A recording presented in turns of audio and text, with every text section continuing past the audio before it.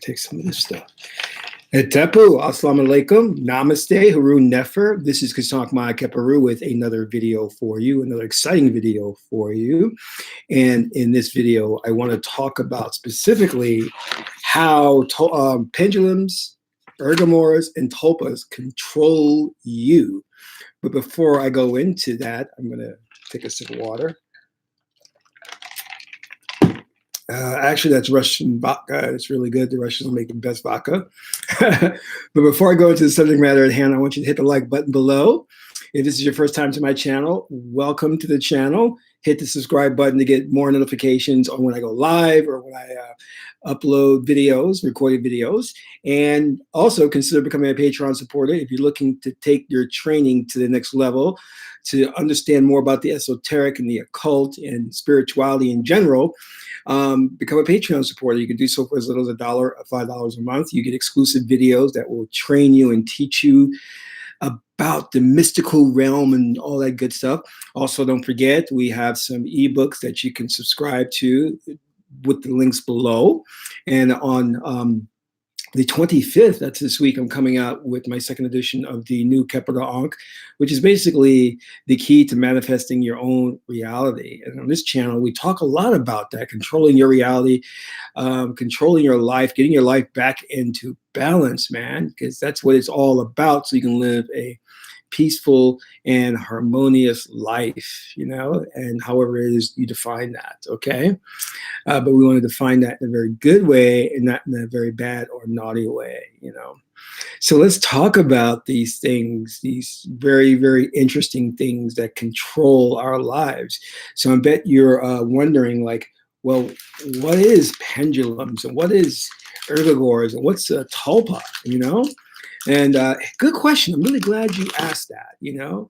Well, if you've read some of my ebooks, I talk a lot about that. And I was actually going to title this not only how pendulums, Egregores, monkeys, and tulpas control you. I was going to throw in the monkey thing, you know? Now, like I said, if you read my ebooks, you know what I'm talking about. If not, you're totally mystified right now. So let me go into the details of that. Let's talk about the Declaration of Independence. No, let's not talk about that. All right. One of the things our founding fathers put together, or one of the things that we have been led to believe as a nation, as a group of people, is that we are free, independent thinkers. We have freedom. We can do whatever we want. We are individuals. Well, when you start to delve into the occult and the mysticism, you really get an insight into how that is not true. So let me just hip you to this, peep this. When you get to a certain level in magic, you start to realize there are things you can't teach the general public because they may do harm to themselves and others. And this is one of those areas where I was doubting if I should go into it because it could fall into the wrong hands of evildoers. Now, take me, for example, starting out in the priesthood, you couldn't stop me. I was researching all kinds of stuff, and I was determined to have all the women I could have, you know, not kidding. But anyway, I was going to use every magical means that there was possible. No, that wasn't really on my mind. I'm just kidding. What was really on my mind was I wanted to be two things, either a great filmmaker or a great magician. Those are really the two things that are on my mind, okay? And if all else fails, I would become a rapper. But, you know, I'm just kidding again. Never was interested in rap music or rap career. But I knew that as I was striving and going along and striving for information, I began to see where our teachers, the great sages, the great shamans, Sha women, medicine men, medicine women, priestesses, priests, that they had to keep certain things out of the hands of the masses, or else a great deal of damage would be done to the upper and the lower planes. And when I mean the lower plane, I mean the third dimension, 3D. The upper planes, I mean the astral realm, the upper planes, all of that stuff, whatever you want to call it, the ether, the inner planes, because you can do damage there, as above, so below, is the Cometian term. So one of the things that is really of high understanding is the Tao, the way, and our ancient Chinese ancestors really hit it on the nail with this one. And what they talked about was that it's not important, or it's not pivotal about doing right or wrong in this lifetime. Because you see, the Christian Bible tells us that you should do right. God says he will reward you if you do right. He will punish you if you do wrong. Very childlike mentality. And that's what the European thinkers were, or are on that level at that time in history. Basically operating out the left brain, you see things in terms of a hierarchy. And that hierarchy has you seeing things as, domination, control. So their version of a God, Western left brain thinking, is one that controls you, who dominates you, who then disseminates to you laws that you must follow, while the right brain culture looked at God as communal, collective, and ancestors, one with all things. So the right brain perspective was very different on God. So with that right brain integrated perspective, we understood that it wasn't so much a matter of doing right and doing wrong on this 3D, third dimensional plane. Now, don't get me wrong. You should be doing good. You should be living according to Ma'at. But you have to also understand your success in life did not depend on if you did the right thing. All right, because you'll notice that many people who do the right thing, bad things happen to them. That's the reality of life. We have to accept that as a fact, that I may go through my entire life being a good person inside, doing right, but then the world will will in turn hit me with so-called bad luck. How do you explain that? Well, I is called this the Tao, the way. Hence the Tao Te Ching, the I-Ching talks about this. And what this means is that you have to go through life understanding the way, meaning the proper way to act according to the circumstances, not according to some laws that were written and that you must adhere to, religious dogma. No. What is the proper way that I must act in this situation? Now, what does this mean? This means that you have to understand that reality is energetic. It is responding to you. All right. It's responding to your thoughts and your belief. Hence is why I'm pointing to my head there. All right. It's responding to you.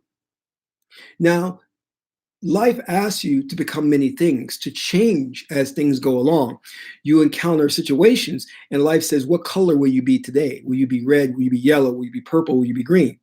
You cannot always be black. You cannot always be purple, because you're not able to change and deal with life's ebb and flow.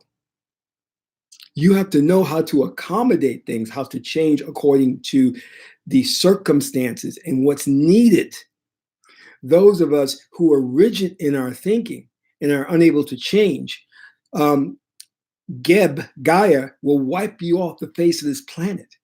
This is why you'll see the multitude of races on the planet. It is because for survival purposes, Neter or Nebuchadnezzar knew that there had to be diversity. And this diversity would allow us to survive. So, for example, if one race was susceptible to a certain disease, another race would not be. And so what was important was that the human race would survive, though individual aspects could perish. But lo and behold, the race in totality would survive. I hope that makes sense to you. You understand what I'm saying? And the only way that could come about is for Neter to create a diversity of things, a diversity of plants, a diversity of animals, a diversity of our humankind species. Now, with that said, going back to what I was saying before, you need to understand that your survival depends upon what is in your arsenal, meaning do you understand and know how to change according to the circumstances in your life? That is the key to your success, not so much as doing good. Because our ancestors knew that doing good was a given. That is not something we even need to discuss. You should do good. You know you should do good. No one needs to tell you that. You can intuit, oh, I should be nice to this person because we are one consciousness. And in being nice to you, I'd be nice to myself because we are one. That's a given. But how does one act when encountering certain circumstances? How do you change? How do you adapt? Now, I'm going to kind of like turn the coin over and address something else, but stay with me because it's related. All right. Now, going back to our founding fathers when they put together the Declaration of Independence, going back to the ideology that we're free and independent beings and we can do whatever we want. Well, if you start studying the occult in detail, you will understand that we are controlled by things called a pendulum. And Vadim Zeland, in his book, Reality Transurfing, did a masterful job of explaining this. But he only explained things that we knew in the occult for thousands of years. Now, a pendulum is an informational thought structure. So, in other words, when a collective group gets together of like mind, they create an energy. That energy becomes what they call as a pendulum. And then that energy that the collective group has feeds the pendulum. The pendulum becomes stronger, it becomes intelligent. And then what it does is it looks for new initiates, new people to come into the fold, to give it more energy so it can grow. So henceforth, it'll look and it will find, let's say, Justin. All right. Justin, what's up, brother? Het-Heru. And then it will say, I want you to be a part of me, so you can feed me your energy. So it'll start downloading information to Justin, right? And Justin, instead of acting of his own accord, will start acting at the wishes of the pendulum. Now, is this mind control? Of course it is. But what does this really equate to? It equates to what we call in our society as culture, cultural norms. Wearing the saggy jeans, walking in a certain way, wearing a certain hat that is kind of like proliferated through society. These are pockets or segments of our society that operate based on cultural mores that are dictated by pendulums. What is a rave? A rave is a pendulum saying to a masses of people, let us get together. All right. What is a political party? A political party is a pendulum that has indoctrinated people into a certain philosophy, a way of thinking that controls and structures a system of government. So you have these pendulums out there that are downloading information to the people that are directly connected to them and looking for new initiates to feed them energy. Now, pendulums can be very good or very bad. There are individuals in society, like that simply come into money. They're mega billionaires. That is because they're operating with a certain pendulum, and this pendulum gives them fame and fortune.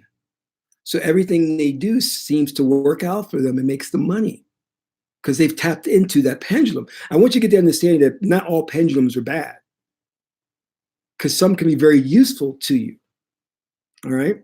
Now, in ancient cultures, we called it an Egregore, which is kind of like an intelligent spirit that exists as part of a group collective of people who have the same mindset. The rap music is a pendulum. It is an Egregore that controls rappers, and it tells rappers, go get more bitches, go get more blunts, go for money and fame. The hell with everything else. This is what the pendulum is feeding them and telling them. It's downloading this information into their psyche. Do you understand? And it's controlling their behaviors.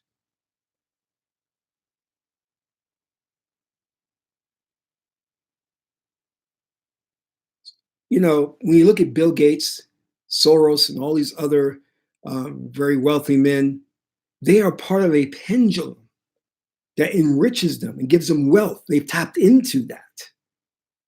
Then when you look at like Will Smith, and then you look at Charlize Theron, These are individuals who achieve fame through the help of a pendulum. Now, our ancestors in ancient times would get together and perform mass rituals and create a pendulum or an ergobore. And then when they would create this ergobore, they would send the ergobore out on a mission. The ergobore was created for a specific purpose. Case in point, when we did battle against other nations in antiquity, we would create ergobores that would go out there and destroy the enemy on a metaphysical level, a spiritual level.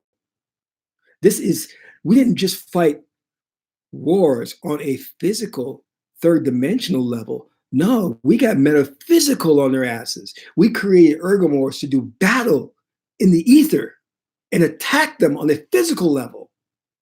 But you won't read this in history books because they've been wiped out. They won't tell you this. In the same way, you won't read in history books that racism is an ergobore. It's a pendulum that was created by the ruling oligarchy to depopulate the planet, wipe the planet out of native people, of indigenous life, of color.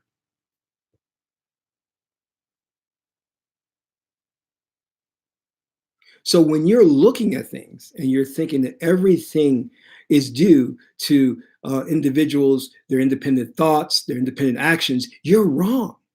Because we, as a species, gather in groups, in silos, in niches. And those are controlled by pendulums because we come together of like mind and we work together in that way. This is the same thing, as I said, with political affiliations, with sports teams, religious institutions. Why is it that Christians suspend logic? Why can't they think logically? Because if they think logically, they would realize that the Bible is not a history book. The Bible is full of allegories and metaphors, because the pendulum that controls them keeps them from thinking logically and keeps them in the fold, and it won't let you leave. If you become under the rule of a pendulum and you want to leave, it will make sure that you don't. It will bring all manner of hell and bad luck into your life to keep you under that, which is why you see a lot of rappers who are in the rap game and they get millions of dollars in fame and fortune, but still can't get out of that ghetto mentality. Why they can't get out of that ghetto mentality? Because the pendulum has them and it's downloading information. It's saying to them, yo, create beefs. Yo, he disrespected you. Take him out. This is what they do. And you need to understand that the rap pendulum was created by the ruling oligarchy.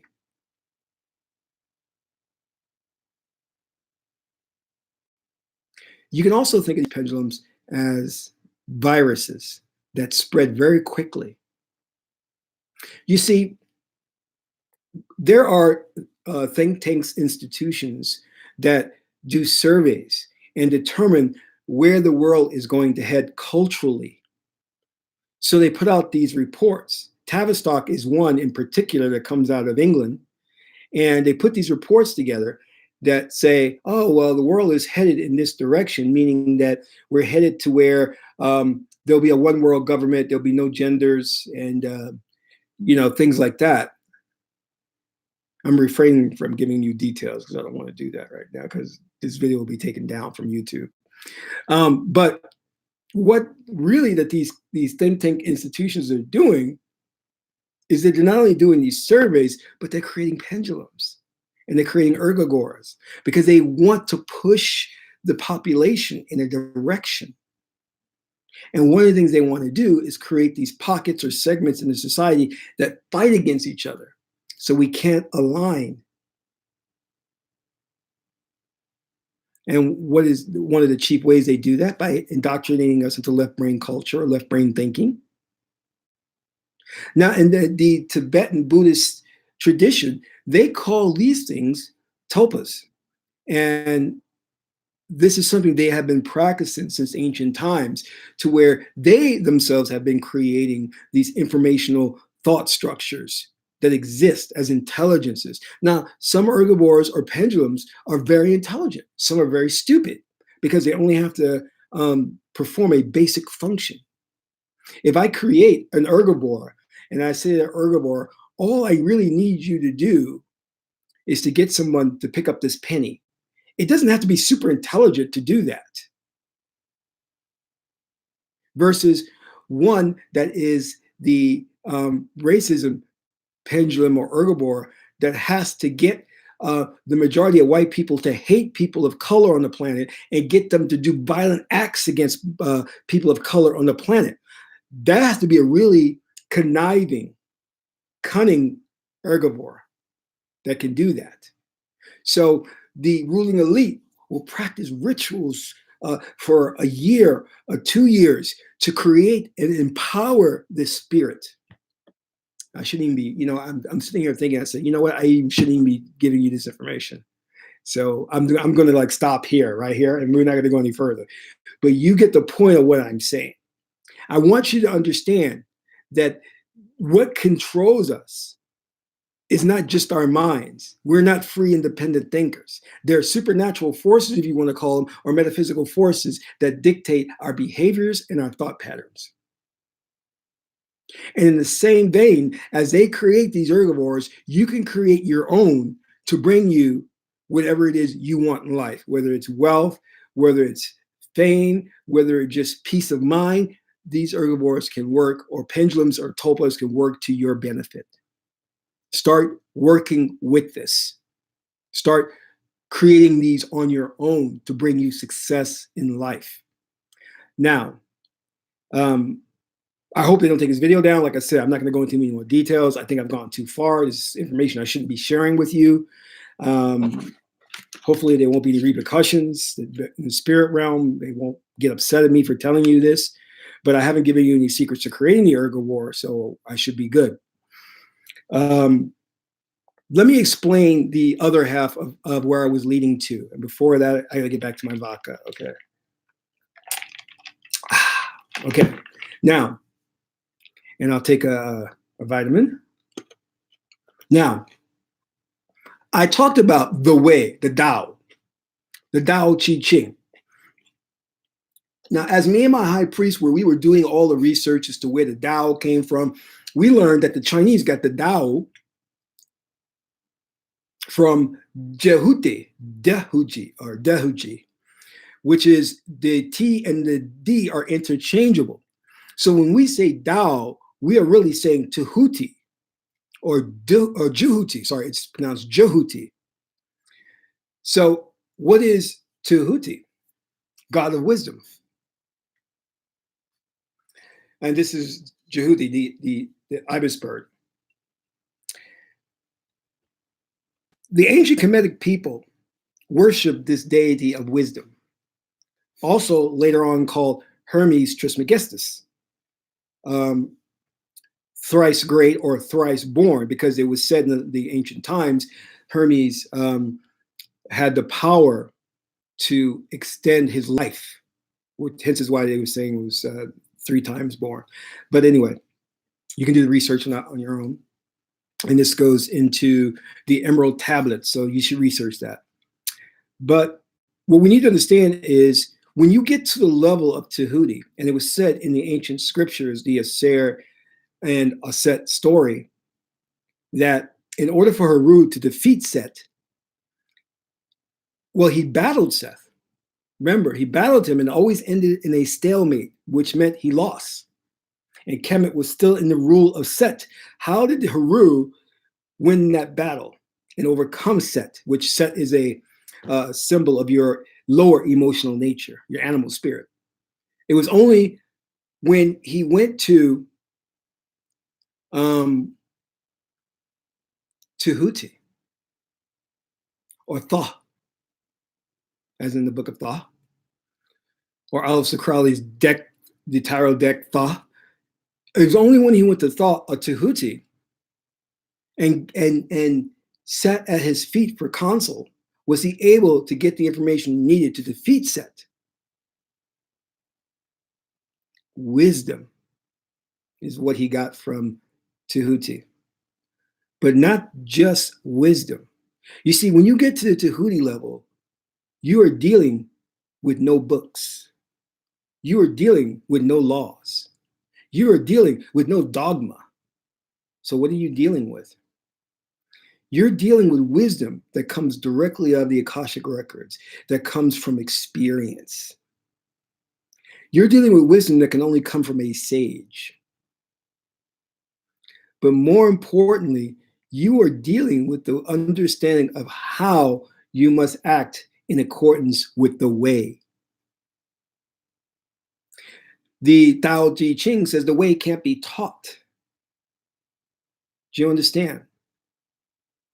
So you have to understand how to act in situations where no one has treaded before, where there has been nothing written about it that can guide you. That's when wisdom applies. Now, why am I saying this? Because in Western culture, the left brain needs a paradigm or a precedent to operate from. If it doesn't have that, it doesn't know how to operate. But see, the right brain, whereas Tahuti, the wisdom comes from, it knows how to operate, and it doesn't need any type of precedent or paradigm to operate from. It can, as we say, wing it. It can just intuit the right knowledge to act in the right situation.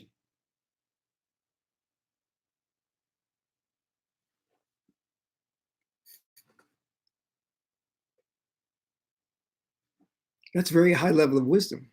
That's a very high level of knowledge. That's why it's called the way.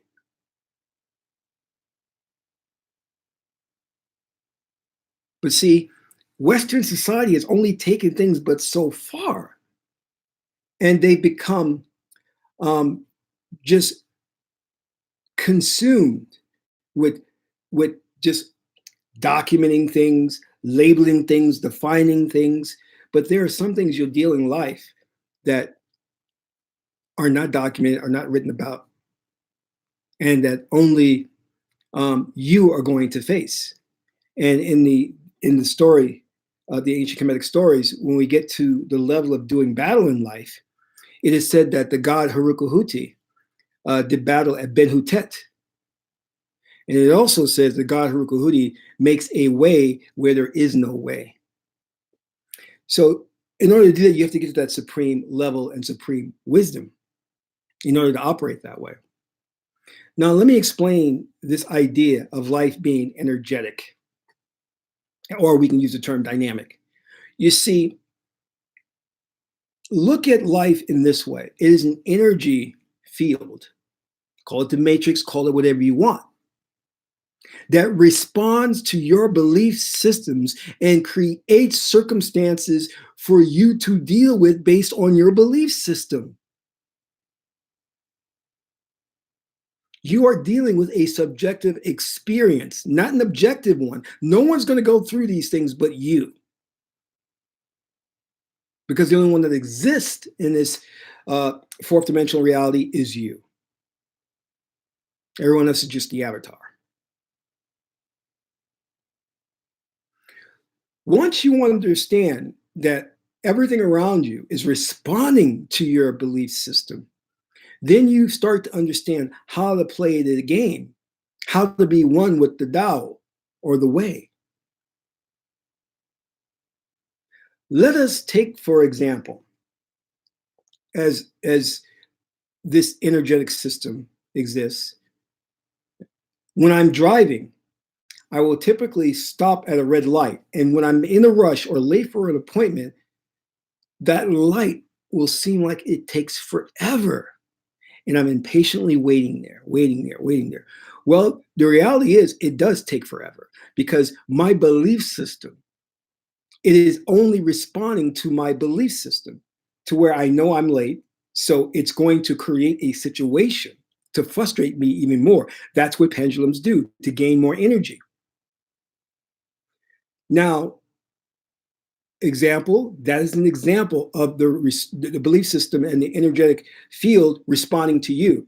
Now, one of the things I did in order to deal with that, I said, okay, well, I know that this energetic field will create circumstances to frustrate me even more, especially when I'm running late. It's going to create these red lights to stop, and they will take a long, long time.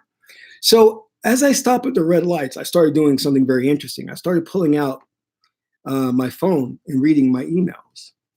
And I said, wow, these are very important emails. I don't want them to be backed up. I should read them. And lo and behold, when I was grabbing the phone to read those emails, I noticed the light quickly changed to green, and it would do it every time. Now, this is just an example. So what's going on there? I'm counteracting the energetic field. I'm not getting frustrated by the light turning red.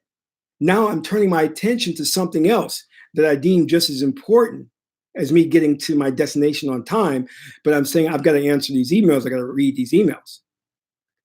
But I'm doing it on purpose because I know that by distracting my attention and focusing on something else, it will get the pendulum upset or the energetic field upset, and then it won't be able to create that obstacle for me. Another case in point, have you ever been going somewhere and you have to be there on time, and you're walking through a crowd of people, you're just trying to get past them to get to your destination on time, and you realize that the more you try to get past them, the more the people will congregate in front of you? Again, an example of the pendulum creating circumstances, or the energetic universe creating circumstances to frustrate you so it can feed off your energy.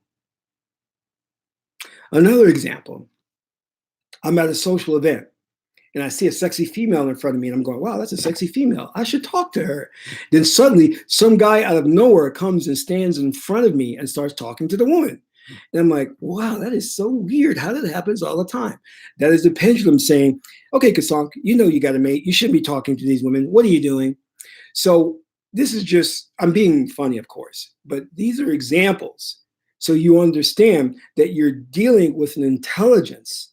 Call it the matrix, call it the pendulum, call it the tulpa, call it the Egregore, but you're dealing with an intelligence that is trying to get your attention and maneuvering circumstances to either frustrate you or to give you what you want, depending on the pendulum. Now, in my case, one good pendulum was there to put an obstacle in my way to keep me from doing something wrong. In another case, the pendulum was trying to frustrate me and not allow me to get to my destination on time in the car. And I remember there was another incident where I had made this stop at this store, and I got out quickly and I said I can just get me some orange juice and get back in the car and drive off. But when I got out and I looked at the cash register, there was no one in line. There was no one there. And I said, oh, I'm good. Got my orange juice. When I came back, no kidding, there were 6 people in line. It was as if they magically appeared. I'm like, where did these 6 people come from? What happened? So, but then I did an interesting thing. When I relaxed and I said to myself, I'm going to be at peace. If I don't make it there on time, oh well, what's the worst? I'm going to die? No, of course not. I'll be all right. The moment I said that, suddenly 2 people got offline. I guess they forgot to get something else. And then the person that was in front of me, the woman took care of with lightning speed, and I was able to get on my way. Now, you have to understand that this is all about manipulating and working with your pendulums or your Egregores to maneuver things to your success. But understand that it's really coming out of your thought system, your belief system, that it's either going to create obstacles or opportunities for you. But you have to learn to deal with them. So in other words, what I'm saying is, what color will you be today? Will you be yellow? Will you be gray? Will you be green? You have to change and adapt to the circumstances. Now, I could have gotten more frustrated at all the people that were in line. I could have gotten more frustrated at the red light slowing me down and keeping me from getting to my destination, which was on a production set on time. But I knew that I was dealing with occult forces, metaphysical forces. I knew I was dealing with a pendulum, and I knew how to act in accordance with that, to deal with it, which is distract my attention, not place excess importance on getting to the set on time. And this is the same way you're going to have to deal with life. You have to deal with your mate this way, your job this way, everything. Understanding that you are going to have to deal with something that is something that they don't teach you in school or in the universities about success in life. You see, you go to these universities, they can teach you some standardized bull crap about, this is how you put together a marketing report, or this is how you do this is how you do that. And you pay them a lot of money. But when you really get out there in life, you'll find that they're just things that will obstruct you in your endeavor to be successful. And that some way or another, you're going to have to learn how to deal with them in non-traditional ways. And what I'm telling you is that not everything operates on that Cartesian logic, which is the one-to-one correlation. Life is not linear. It is nonlinear. Life is not all about the physical. It incorporates the metaphysical. So you're going to have to start looking at those things in order to really navigate life. Otherwise, you're going to be crystallized in one thought process, one way, and you'll never get to where you want to be. And at this point, in this level, I'm beginning to see that one of the most important things that you need to be in this lifetime, this is what my high priest taught me, but I was too young and I didn't understand at the time, was peace of mind. Because life is going to throw at you all kinds of stressful events. You're going to have to learn to be at peace for whatever comes your way. And it's when you're at peace in the face of these great obstructions is when that pendulum and that Egregore will let go of you. And it says, I don't need you anymore. You're not feeding me any energy. I am releasing you. And that's what our people don't understand now. And when I say people, I mean the human race doesn't understand now. That in order to liberate ourselves from the oligarchy, from the ruling elite, we cannot do it using military might, using political affiliations. It's not going to work. We're going to have to rely on these non-traditional metaphysical approaches to overcoming them and shifting to a new world where we will truly be successful. So I want to thank you all for tuning in. This is Kasank Ma Keperu, son of my aunt, Ann Tahuti. My aunt is the beautiful goddess Het-Heru. Until my next broadcast, Amin Ra.